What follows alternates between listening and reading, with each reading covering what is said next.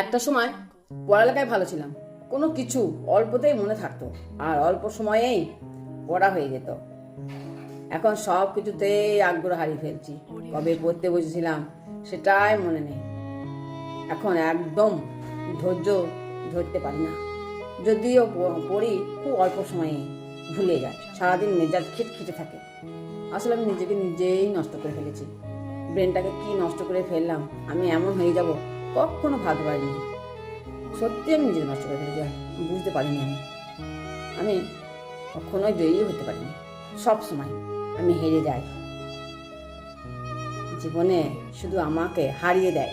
আমি ভেবেছিলাম সব কিছু জয় করেছি, কিন্তু বেলা শেষে সব কিছু শূন্যতা। কিছু জড়ো করা হয়নি, সব কিছুই ফাঁকা। আমি হেরে যাওয়ার স্বাদ নিতে নিতে ক্লান্ত।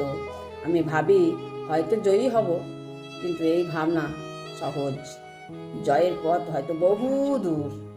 তোমার আমার দূরত্ব ঠিক ততটুকু, যতটুকু তুমি আমি কেউ দেখি না। তুমি যা ভাবো আমি তাই ভাবি না। তুমি যেভাবে দেখো আমি সেভাবেও দেখি না। দেখি তোমার আমার দূরত্ব গা ঘেঁষা, শরীর থেকে শরীর নয়। তোমার আমার দূরত্ব মহাকাল থেকে মহাকালে।